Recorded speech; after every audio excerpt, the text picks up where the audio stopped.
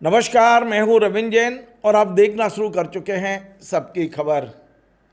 इस समय मध्य प्रदेश में छात्र आंदोलित हैं और धीरे धीरे ये आंदोलन मध्य प्रदेश के जिलों में फैलता चला जा रहा है, लेकिन ऐसा लगता है कि सरकार अभी गहरी नींद में सो रही है। इस समय जंतर मंतर का असर, सबसे ज़्यादा असर यदि किसी राज्य में दिख रहा है तो मुझे लगता है कि मध्य प्रदेश में है।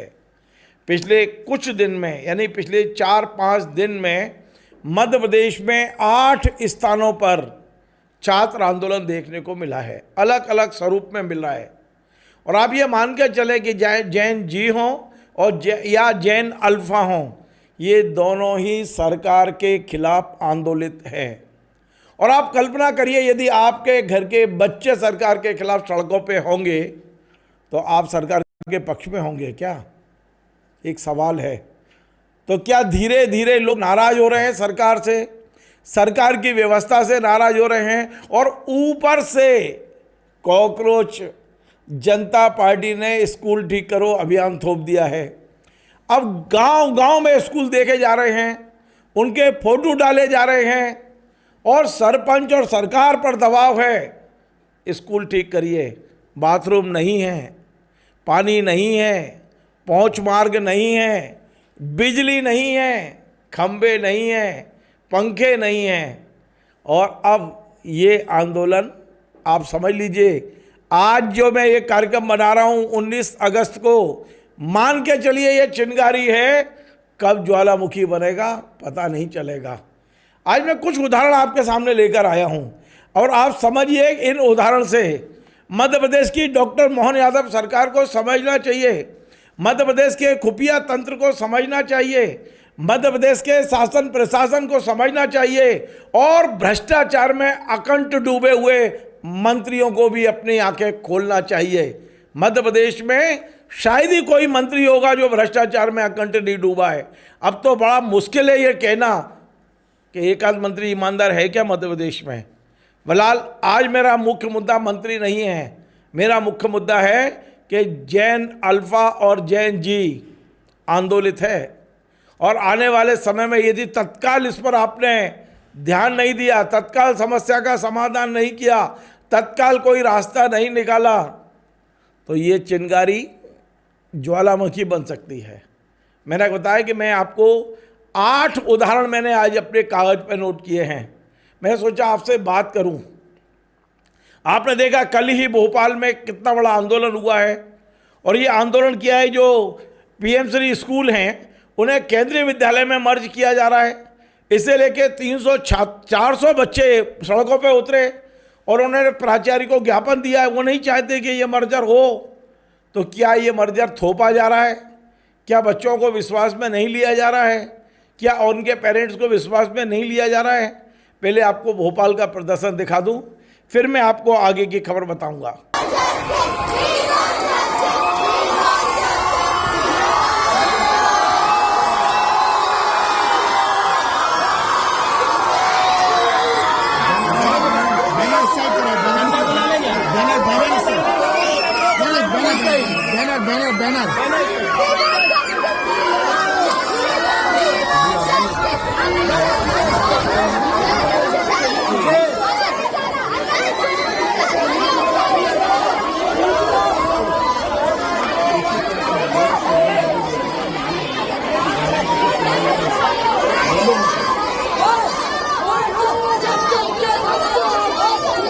आपने देख लिया, ये प्रदर्शन भोपाल में कल हुआ है।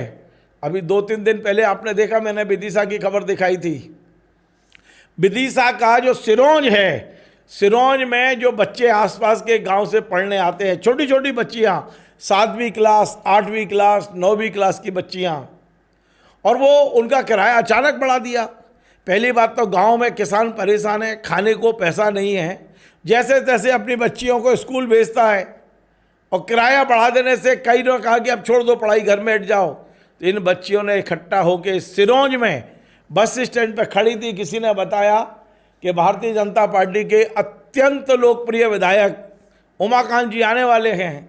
तो बस बच्चियाँ इकट्ठी हो गई और पाटीदार बस जिससे ये लोग आते जाते थे उसके सामने खड़ी हो गई, नारे लगाए कि हमारे जो लूटपाट है बंद करिए, बच्चों को लूटना बंद करिए, किराया वापस लीजिए। ये देखिए आप वीडियो, मैं आपको दिखाता हूँ। ये विदिशा के सिरोंज के वीडियो हैं। और इन बच्चियों के मामा जी, अपने आप को मामा जी कहने वाले शिवराज जी कहाँ हैं? सुन लो आपकी भांजियाँ कितना आक्रोशित हैं। आज जब मैं खबर बना रहा हूँ तब तक इनके किराए पर कोई बात नहीं हुई है। मामा जी कहाँ छुपे बैठे हो? आइए ना भांजियों के लिए। बहुत भांजी भांजी कहते हो तो एक बार इन बच्चियों की समस्या को सुनिए और लड़िए सरकार से आगे, यदि हिम्मत है तो। देखिए ये वीडियो आप।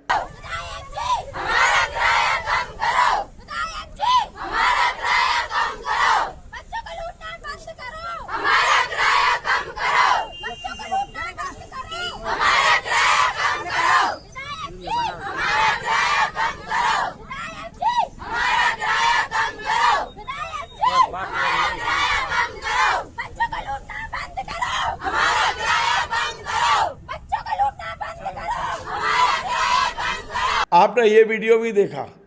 अब मैं आपको लेकर चलता हूं मध्य प्रदेश के मुख्यमंत्री डॉक्टर मोहन यादव के घर उज्जैन में।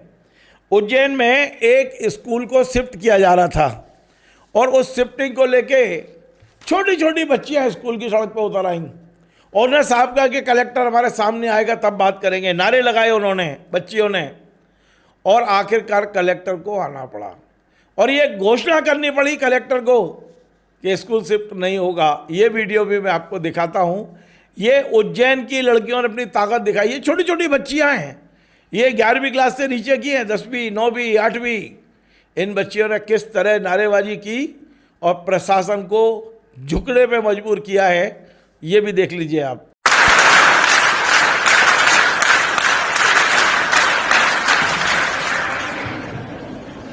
संदेश देने के लिए आए हैं तो हम एक बार जोरदार ताली से स्वागत करेंगे। और एक अपने उत्तर कन्नड़ जिला की छात्र में उत्तर कन्नड़ जिला में कार्य है कोयला घाटे पेट्रोल पंप, उससे थोड़ा सा आगे एक सीएम गाड़ी वहां पर बनेगा।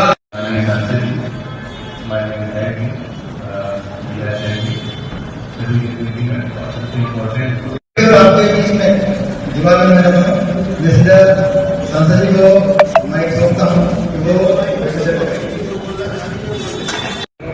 जिस तरह से हमने केवल सुना था कि काशी की रानी, हमने सुना था अरे विराजमान के बारे में, तो आप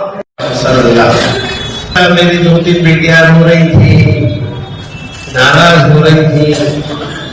हम तो बेटा दिल्ली में थे। अब मैं आपको टीकमगढ़ ले चलता हूँ। वहाँ भी बच्चे नाराज। वहाँ एक पसंदीदा टीचर, जो लोकप्रिय टीचर होगा, उसके तबादले को लेकर बच्चियों ने जम के बवाल काटा है वहाँ।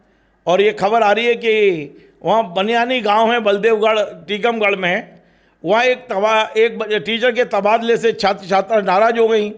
मजरा खरगापुर मार्ग पर उन्होंने चक्का जाम करके प्रदर्शन किया और इनका कहना था कि ये टीचर के ट्रांसफ़र से हमारी पढ़ाई प्रभावित हो रही है। सोचो, अब बच्चे सड़क पे उतर रहे हैं सरकार के खिलाफ। प्रिंसिपल थे सब होता था, मतलब सब करवा देते हैं। अच्छा, यहाँ प्रिंसिपल सर नहीं है? प्रिंसिपल नहीं है, प्रिंसिपल को बुलाने के लिए हम ये सब कर रहे हैं। कितने दिन से नहीं है यहाँ?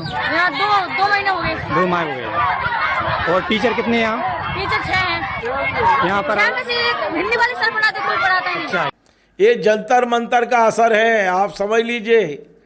अब आप ये जो शिक्षा के नाम से भ्रष्टाचार की दुकान खोल रखी है ना, ये बंद करनी पड़ेगी आपको। और आखिरकार हरदास कुशवाहा का ट्रांसफ़र निरस्त करना पड़ा सरकार को।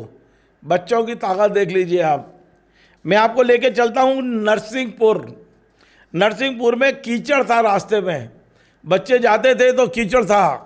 बच्चों ने वहाँ भी प्रदर्शन किया है, मैं वो भी दिखाता हूँ। ये केर पानी का सीएम राइज स्कूल है। 5 गांव के छात्र छात्रा यहाँ आते हैं, ट्रैक्टर ट्रॉली से पहुँचे और इन्होंने कलेक्ट्रेट में जाके प्रदर्शन किया। आखिरकार कलेक्टर को इनकी सुनवाई करनी पड़ी और रास्ते को मरम्मत करने का आश्वासन कलेक्टर ने दिया है। और आप ये भी देख लीजिए, ये भी मैं आपको दिखा देता हूँ किस तरह बच्चे इकट्ठे होकर पहुँचे हैं कलेक्टर कार्यालय।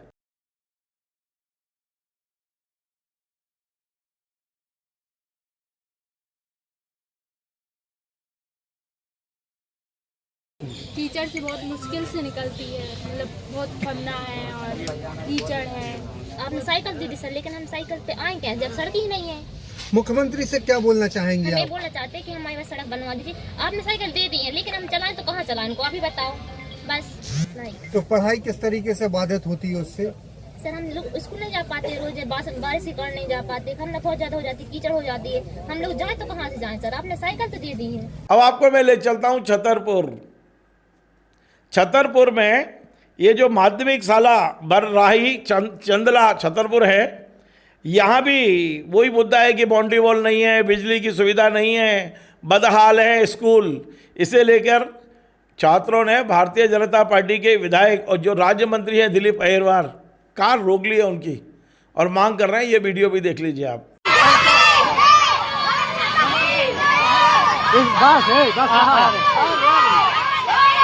स्कूल के रोड का कहाँ है? रोड का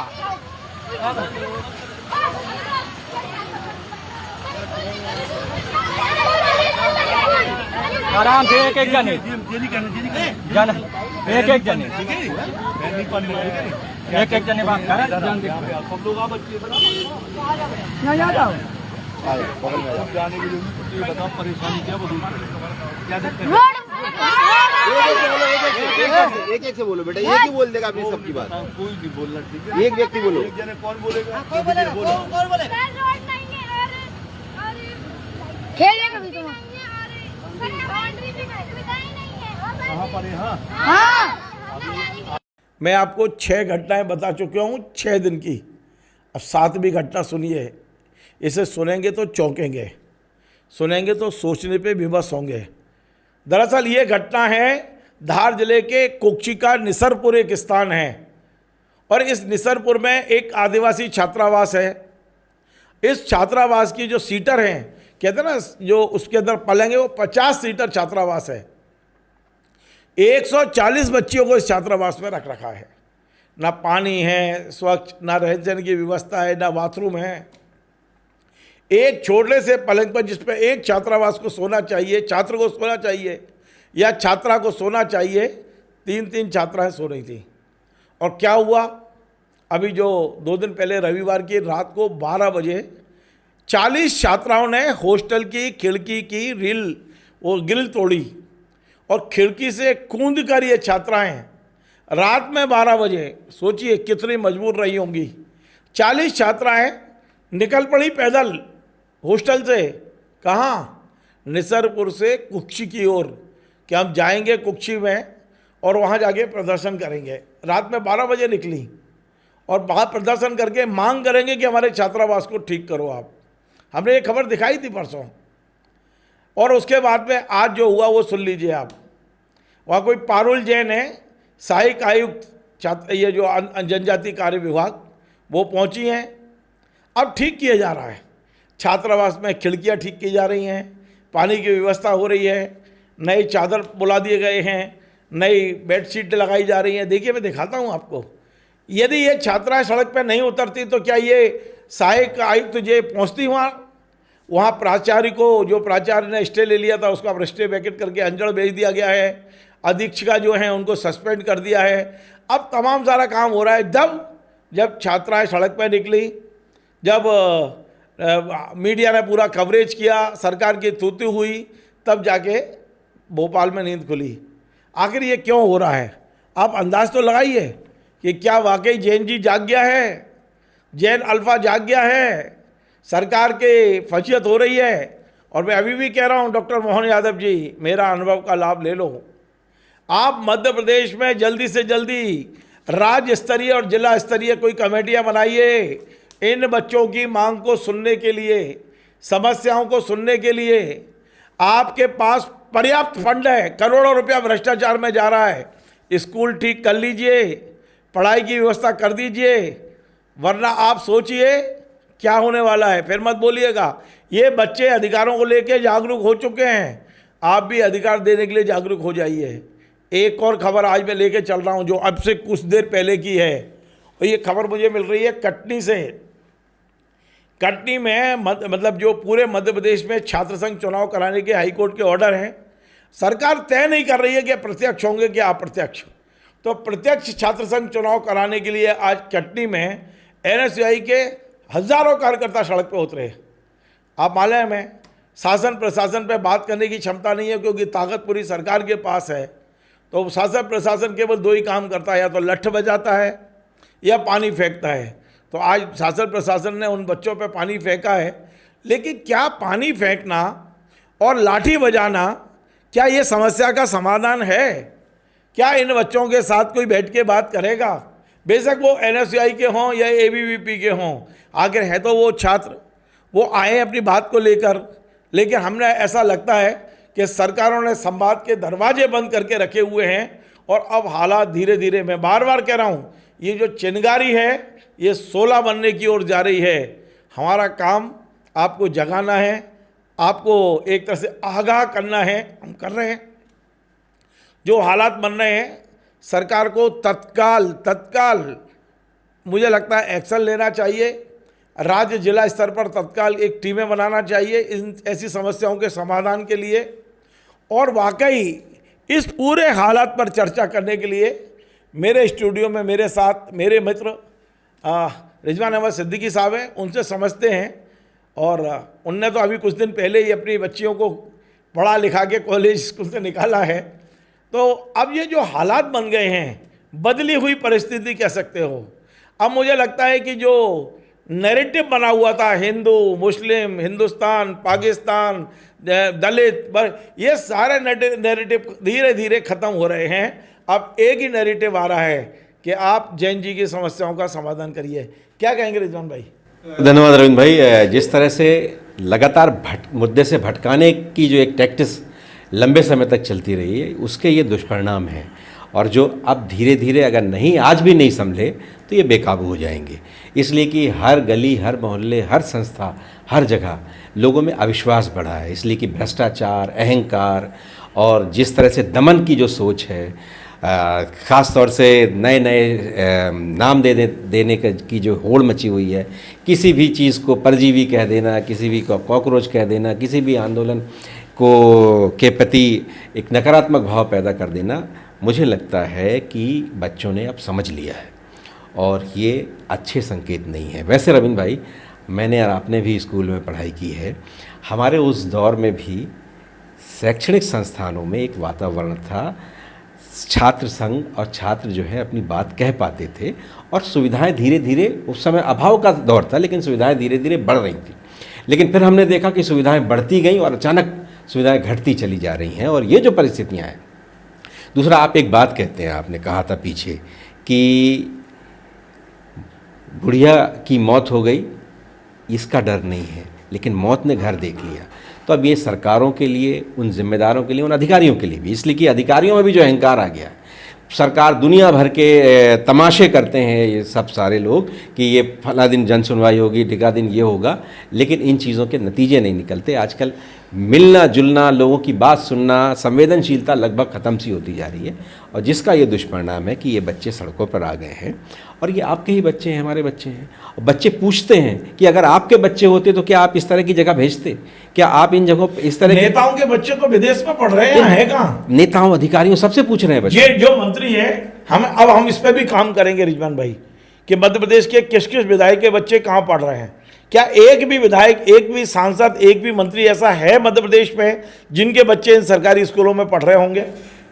वो खुद पढ़े होंगे उनमें से बहुत से, लेकिन अब अपने बच्चों के लिए उन्होंने दूसरी दुनिया बना ली है। वो तो उस वक्त उनके पिताजी पे पैसा नहीं था, इन्होंने तो कमा लिया ना। दूसरी दुनिया बना ली है उन्होंने। और जिस तरह से प्राइवेटाइजेशन हो गया है इस तरह की चीज़ों का, रविंद्र भाई, जो दिल्ली की जो सोच है हर चीज़ को केंद्रीकृत कर लेने की, जो एक फेडरल स्ट्रक्चर था, धीरे धीरे धीरे केंद्रीकृत होता चला जा रहा है। तो उसका एक, मुझे लगता है ये जवाब है कि अब आंदोलनों का विकेंद्रीकरण हो रहा है। जंतर मंतर भर में आंदोलन नहीं होगा, देश के गली चौराहे, मोहल्ले, हर संस्थान में। मैं एक बहुत छोटा सा सवाल पूछ रहा हूँ, और ये बड़ा महत्वपूर्ण सवाल है जी। यह कॉकरोच ने बहुत प्लानिंग के साथ ये जो दूसरा नारा दिया है 15 तारीख से, स्कूल ठीक करो।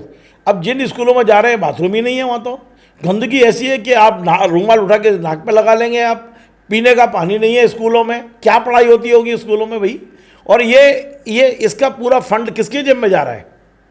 रविंद्र भाई, बहुत फंड आता है स्कूलों के लिए, इफरात फंड है। छात्रवृत्ति तक में घोटाले हुए, बेशर्मी के साथ घोटाले होते हैं, बरसों लग जाते हैं हमारे उसकी यहाँ जांच तो गणवेश में। नहीं दे पा रहे, उसकी बरसों लग जाते हैं। हमारे यहाँ गणवेश नहीं दे पा रहे सरकारी स्कूल। गणवेश के लिए नगद पैसे देने की व्यवस्था बनाई, फिर अचानक कहा कि हम सिलवा के देंगे। सिलवाने की आपकी क्षमता नहीं है और आपने उसको अब पता नहीं कब मिलेंगे उन बच्चों को, और उस पर आपने बहुत ज़बरदस्त खुलासे किए थे, और जिसका नतीजा ये है कि वो बंदर बाँट, और बंदर बाँट क्या, वो तो बहुत आगे की चीज़ थी। बंदर बाँट तो बहुत थोड़ा थोड़ा होता है, वो तो बहुत आगे की चीज़ थी, उसको उसका भंडा फोड़ हुआ था।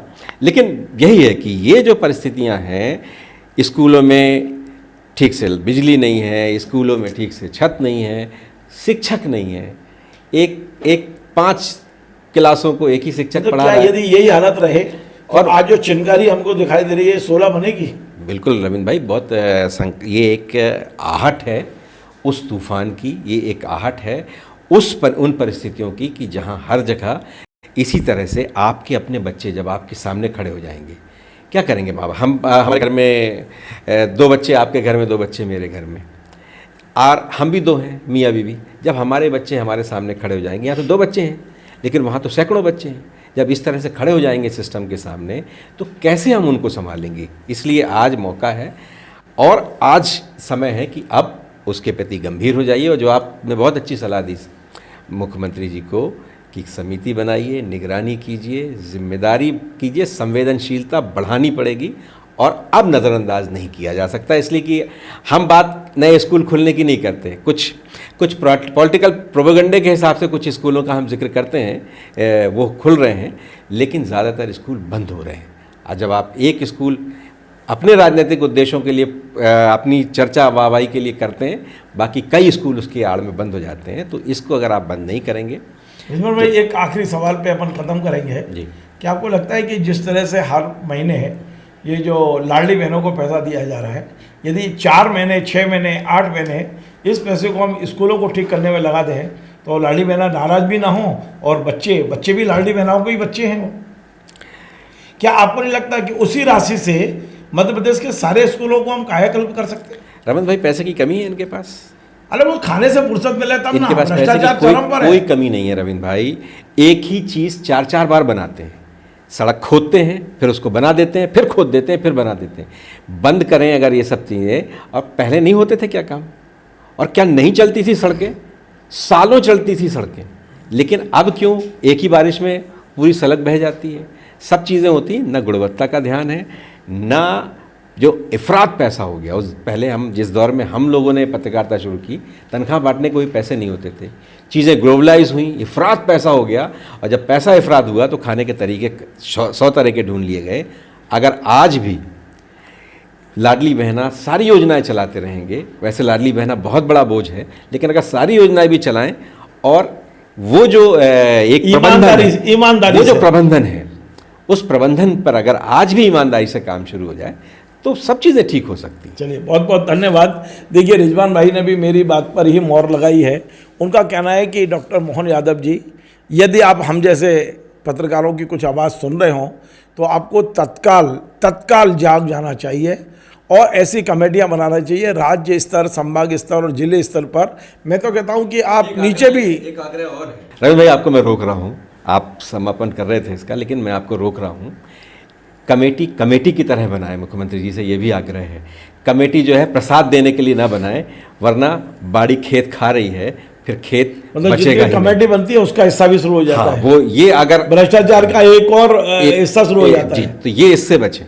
चलिए, बहुत बहुत धन्यवाद। तो मैं अब पुनः मुख्यमंत्री से कहूँगा कि आप मॉनिटरिंग करिए, आप सीएम हाउस में कोई मॉनिटरिंग सिस्टम बनाइए कि ये जो पूरे जैन जी और जैन अल्फा आंदोलन है, इसकी वाकई मॉनिटरिंग करने की ज़रूरत है। मॉनिटरिंग ऐसे यदि एक जगह आंदोलन है तो उस समस्या को पूरे ज़िले में ख़त्म करिए, वरना आप भुगतिए, हमें क्या करना है। नमस्कार।